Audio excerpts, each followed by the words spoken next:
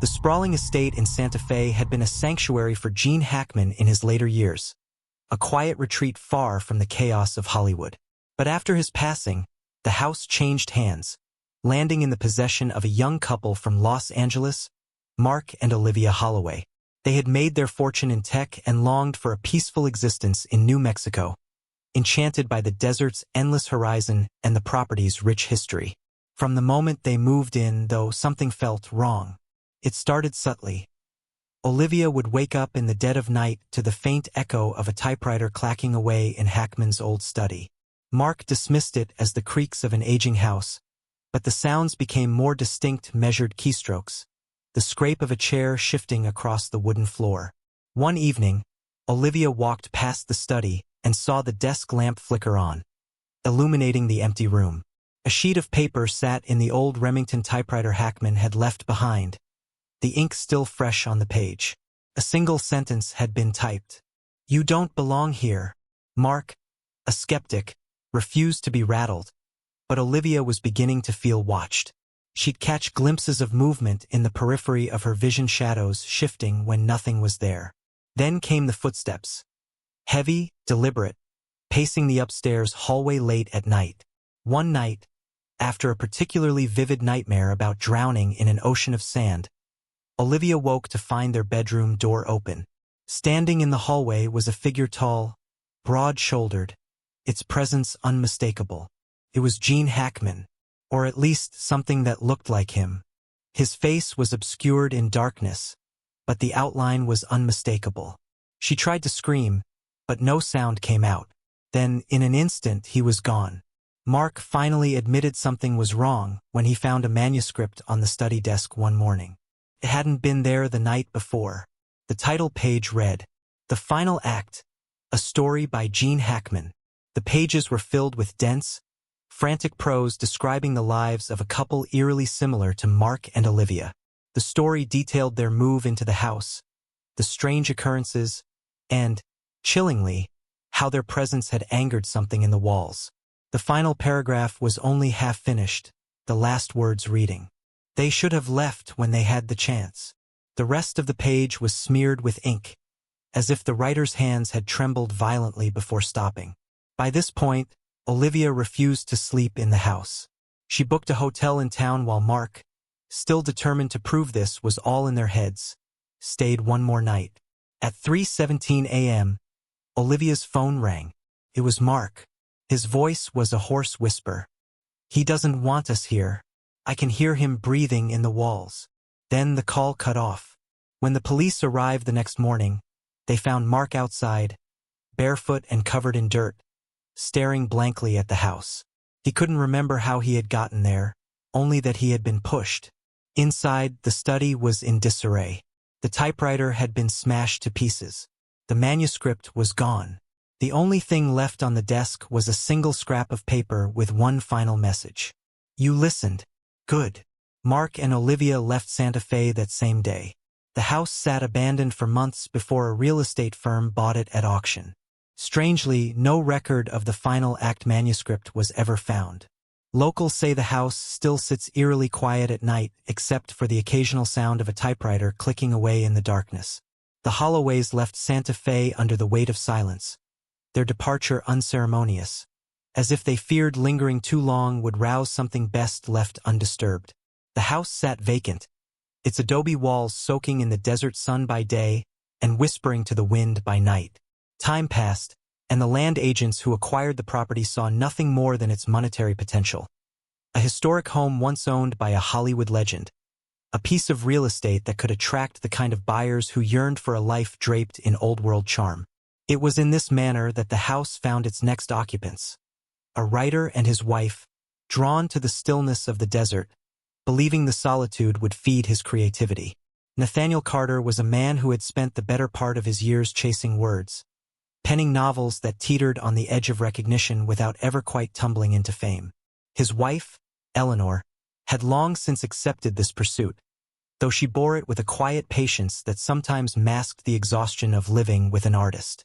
When they first set foot on the property, there was a moment, a single breath where neither of them spoke, standing at the threshold as though expecting the house to speak first. The front door groaned as it opened, the scent of old wood and dust thick in the air, mingling with something else, something faint but present. A trace of smoke, perhaps, as though a cigar had been extinguished only moments before. Eleanor hesitated before stepping inside, but Nathaniel pressed forward, his fingers trailing along the edge of a bookshelf built into the living room wall. "Feels like a place that's seen stories," he murmured, his voice swallowed by the high-beamed ceiling.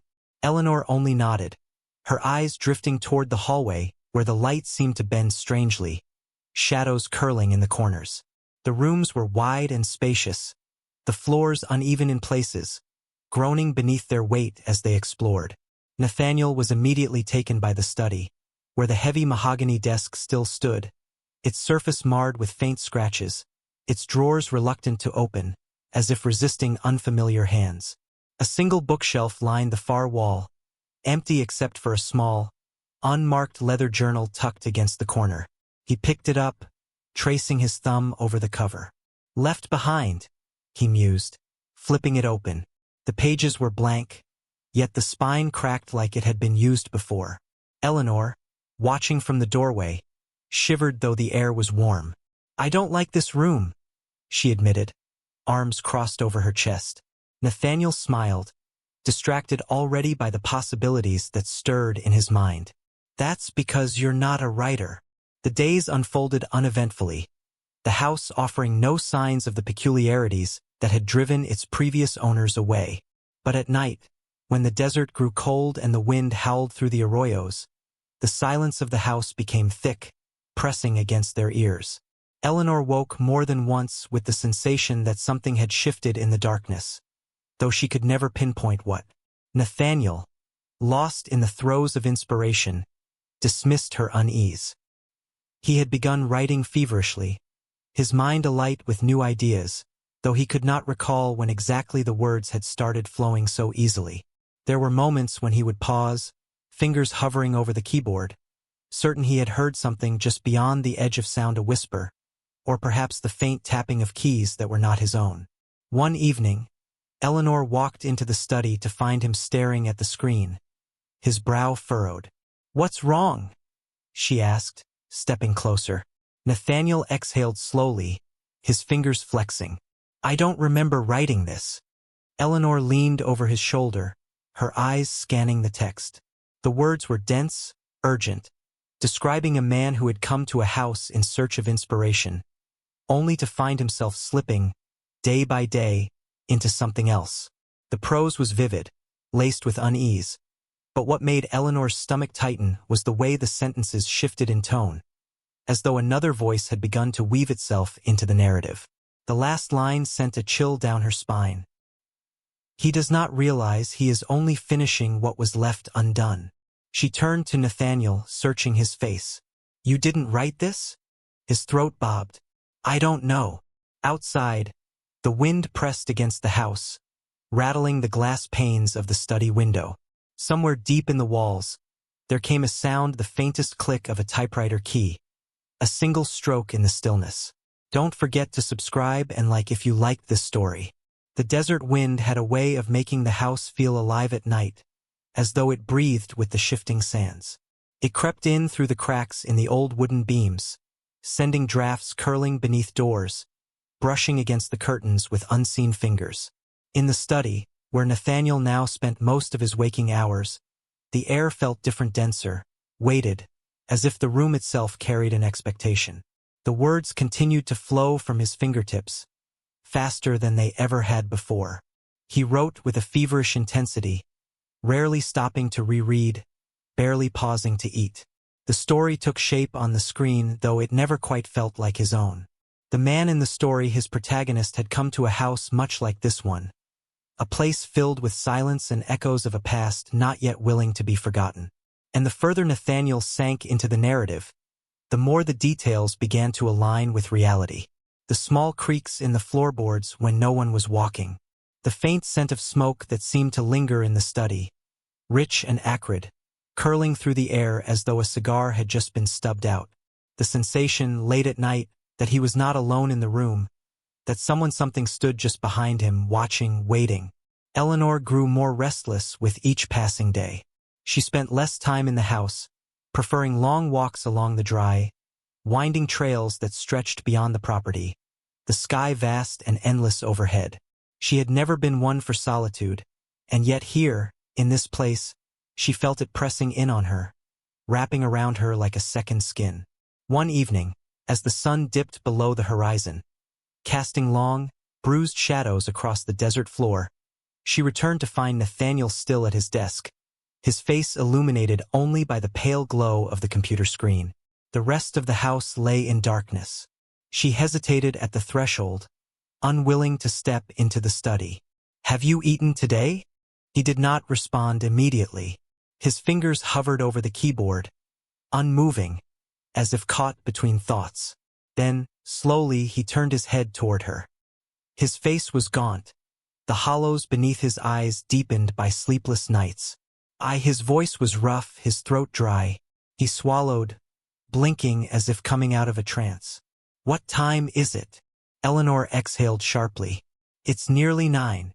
He frowned, rubbing at his temples. "I thought it was still afternoon." She stepped closer, her eyes flicking to the screen. The manuscript had grown longer since she had last seen it, pages upon pages of dense, unbroken text. But something was wrong. She recognized the first few paragraphs, the sentences that had spilled from Nathaniel's own mind. But then, the shift. The voice of the narration had changed, the words sharper, heavier, taking on a rhythm she did not recognize. The lines bled into one another, paragraphs stretching like a whisper that never quite faded. And then, toward the bottom of the screen, "You are not writing this. You are only listening." Eleanor's stomach lurched. She grabbed Nathaniel's wrist, forcing him to look at her. "Who wrote that?" He blinked at the screen, his expression unreadable. Then, before he could answer, the lights in the study flickered once, twice before plunging the room into darkness. And in the silence that followed, there came a sound, soft at first, then louder, the unmistakable click of a typewriter key, striking the empty air, one letter at a time. The click of the typewriter key hung in the darkness like a single raindrop before a storm, sharp and deliberate. Eleanor's breath hitched as her fingers tightened around Nathaniel's wrist. The study was completely dark now, save for the dim blue glow of the computer screen, its cursor blinking at the end of the ominous sentence. "You are not writing this. You are only listening." Nathaniel's throat bobbed. "Did you hear that?" His voice was barely above a whisper, as though speaking too loudly would summon something fully into being. The sound came again. Another click, this time more distinct, followed by a pause as if whatever was typing wanted them to wait. Eleanor's heart pounded against her ribs. Her mind scrambled for rational explanations, but none came. No one had used a typewriter in this house for years.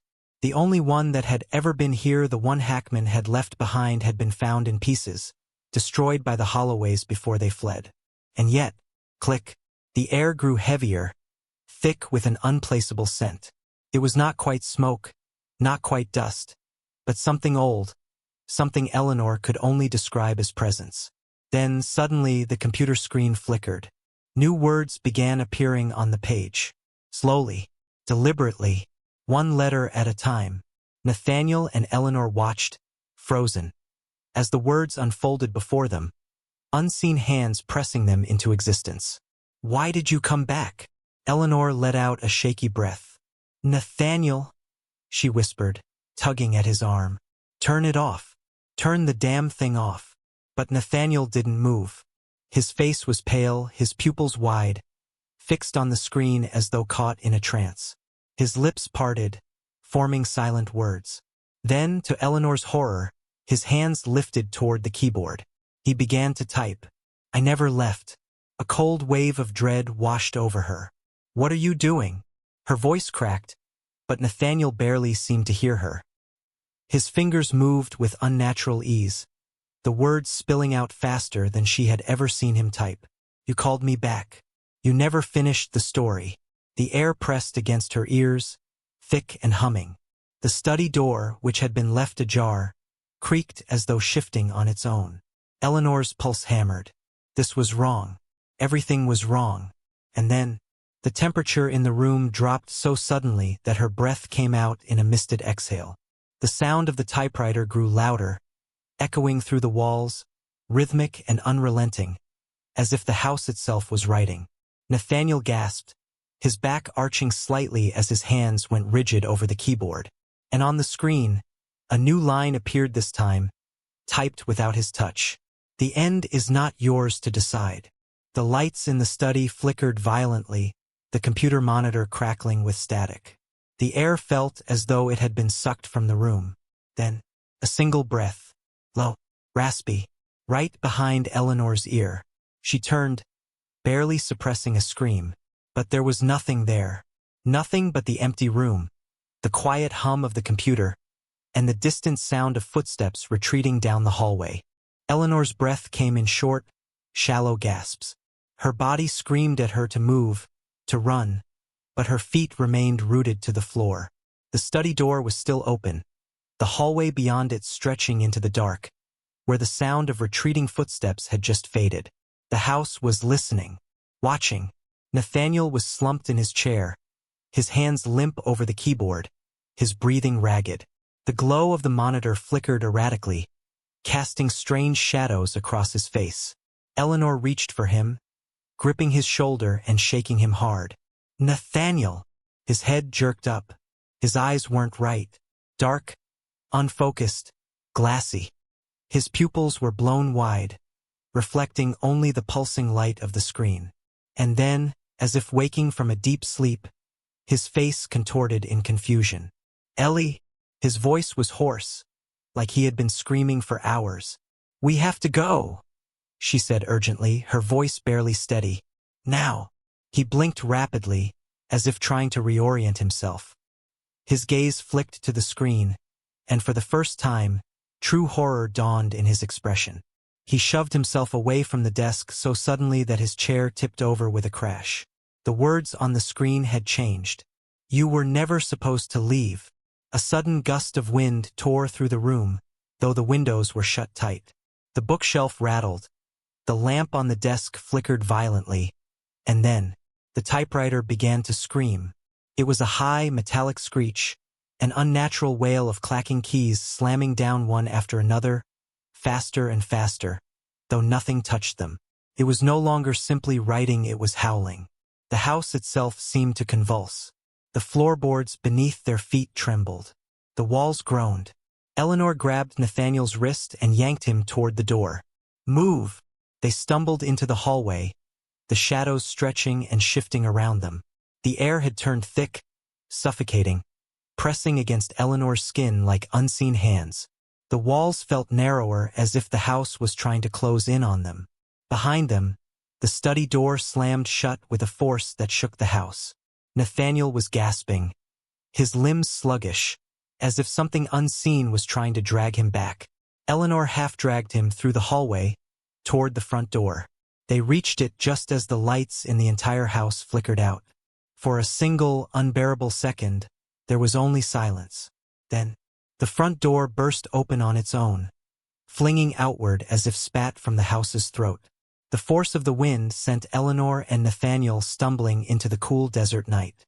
The moment they crossed the threshold, the oppressive weight that had been pressing against them lifted, vanished, as if the house had released them.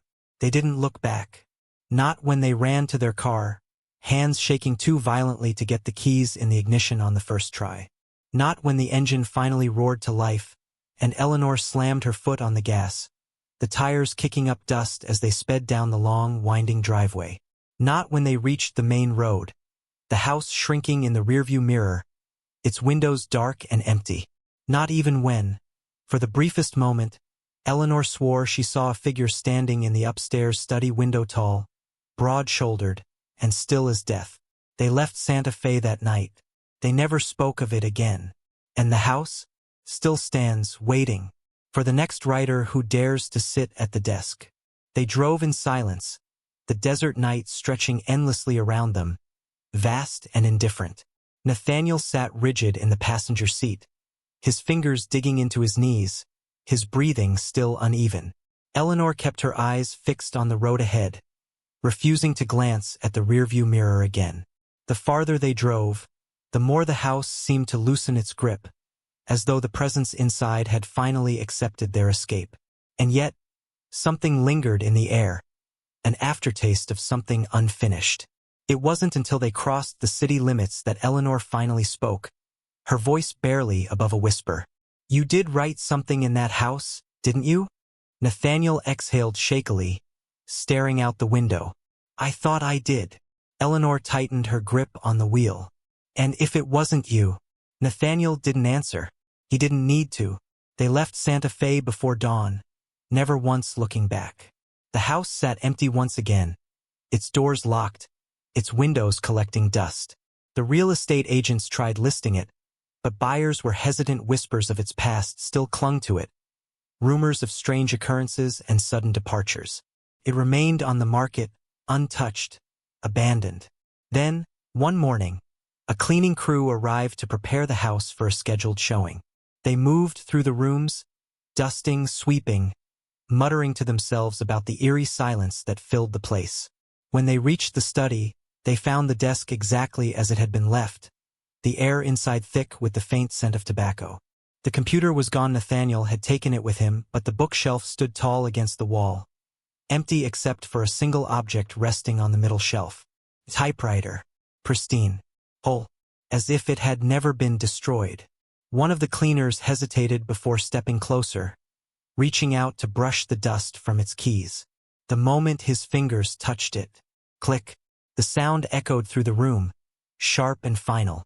A single sheet of paper sat in the carriage, though no one had placed it there.